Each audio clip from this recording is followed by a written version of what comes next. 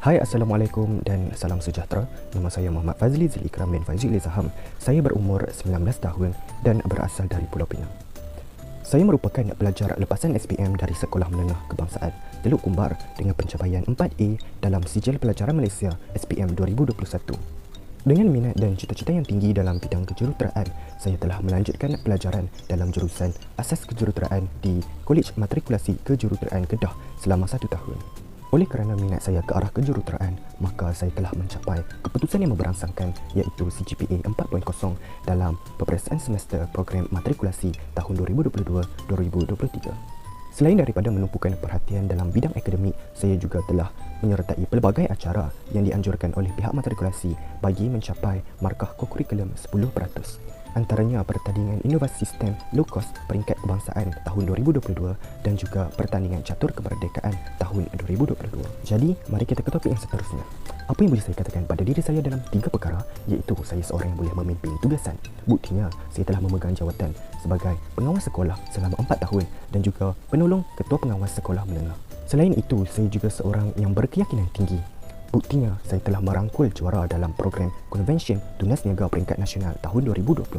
Dan yang ketiga, saya merupakan seorang berimajinasi tinggi dan kreatif.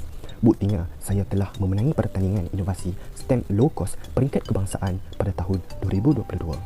Dengan ini, saya ingin memohon Universiti Malaya di peringkat ijazah sarjana muda dalam bidang kejuruteraan awam bagi meneruskan pembelajaran saya. Oleh itu, saya dapat menggapai cita-cita saya sebagai seorang jurutera awam dan berjanji untuk menjadi seorang jurutera awam yang beretika dan berdisiplin.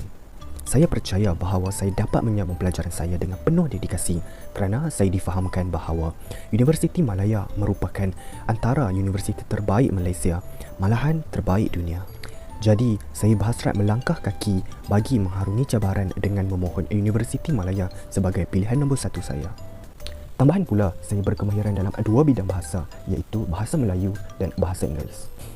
Saya juga cekap dalam menggunakan aplikasi Canva, CapCut, PageArt, AutoCAD dan PowerPoint dalam melaksanakan tugasan.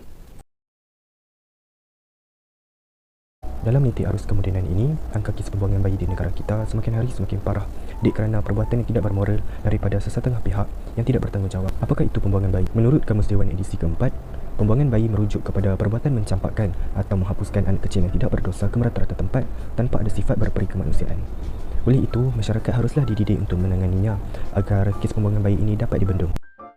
Faktor utama yang mendorong kepada peningkatan kes pembuangan bayi dari tahun ke tahun antaranya adalah lumrah hidup remaja yang suka mencuba sesuatu yang baru dan mempunyai sifat ingin tahu yang tinggi. Selain itu, masalah percintaan yang menyumbang kepada berlakunya zina juga menggalakkan peningkatan kes pembuangan bayi. Hal ini dikatakan demikian kerana remaja tidak berkemampuan untuk menyara anak mereka kerana masih belajar dan tidak mempunyai sumber pendapatan yang tetap. Antara kesan keburukan pembuangan bayi adalah menyebabkan keruntuhan institusi kekeluargaan.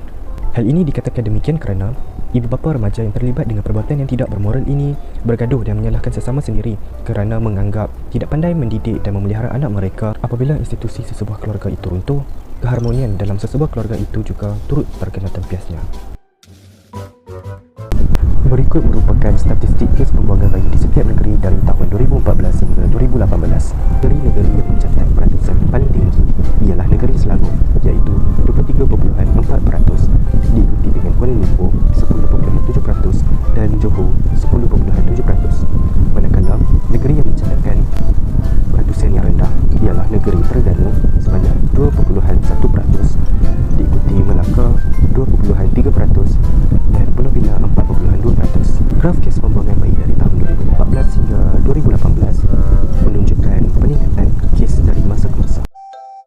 Media massa memainkan peranan penting dalam menghebahkan dan membuat liputan secara besar-besaran berkaitan kempen yang dilaksanakan.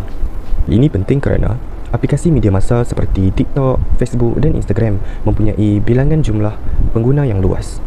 Dengan ini, kalangan masyarakat dapat mengetahui maklumat dengan lebih terperinci, justru dapat meningkatkan pelibatan anggota masyarakat dalam kempen tersebut. Media massa juga dapat memberikan pendedahan tentang kesan keburukan pembuangan bayi kepada masyarakat luar dengan memperbanyakkan paparan berkaitan masalah pembuangan bayi. Program-program motivasi dan kempen-kempen kesedaran haruslah dilaksanakan oleh pihak media secara hibrid, iaitu atas talian dan fizikal bagi membolehkan anggota masyarakat menyertai kempen tersebut. Rakan sebenarnya mempengaruhi perwatakan seseorang itu. Oleh itu, rakan yang baik membawa kebaikan, manakala rakan yang tidak baik membawa banyak keburukan berbanding kebaikan.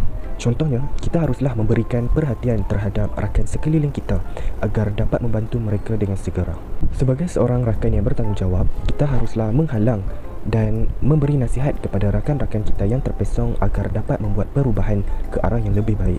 Rakan juga dikatakan sebagai pengganti keluarga kerana remaja lebih gemar menghabiskan masa bersama. Oleh hal yang demikian, remaja perlulah bijak dalam memilih rakan agar dapat membentuk jati diri yang positif. Hal ini penting kerana jati diri yang positif mampu mengelakkan remaja daripada terjebak dengan perkara yang negatif. Justru kes pembuangan bayi dapat dikurangkan. Ibu bapa juga memainkan peranan yang penting dalam mengurangkan kes pembuangan bayi. Hal ini kerana ibu bapa merupakan individu yang paling rapat dengan anak-anak mereka dalam kehidupan seharian. Jadi, ibu bapa memberikan pengaruh yang paling besar dalam kehidupan anak-anak mereka. Ibu bapa perlu menjadi teladan yang baik kepada anak-anak mereka dengan tidak menyokong kehamilan luar nikah dan memberikan ilmu pengetahuan yang tepat berkaitan perkara tersebut kepada anak-anak mereka. Buat kata pepatah, melentur buluh biarlah dari rebungnya. Seterusnya, ibu bapa haruslah memberikan kasih sayang dan perhatian yang mencukupi kepada anak-anak dalam kehidupan seharian mereka. Ibu bapa juga digalakkan untuk memantau perlakuan anak mereka supaya dapat memberikan hukuman dan didikan dengan segera jika anak-anak mereka didapati bersalah. Di samping itu, ibu bapa haruslah mengambil berat tentang kesihatan mental anak mereka dengan memberikan panduan yang bersesuaian berdasarkan pengalaman yang dihadapi oleh anak-anak. Sebagai menggulung segala perkara yang dibicarakan, gejala pembuangan bayi yang serius ini tiada penghujung sekiranya tidak ada kesedaran dalam kalangan masyarakat Sarawak untuk mengubah sikap dan menangani masalah pembuangan bayi ini. Bagi mengatasi masalah ini, langkah terbaik yang harus diambil adalah melalui media massa kerana media massa sentiasa mempengaruhi remaja dari masa ke masa. Intihannya, gejala pembuangan bayi merupakan satu kesalahan yang amat kejam, sedangkan haiwan pun tidak berlaku kejam kepada anak mereka. Anak itu merupakan satu anugerah daripada Tuhan. Oleh itu, kita mestilah menghargai mereka dengan baik dan penuh kasih sayang. Sesungguhnya, masih ada ruang bagi ibu-ibu muda yang melahirkan anak luar nikah ini untuk kembali ke jalan yang benar. Bak kata pepatah Melayu, sesat di hujung jalan, kembali ke pangkal jalan. Walaupun di depan jalan amat berliku, namun remaja yang terlibat perlu menguat halangan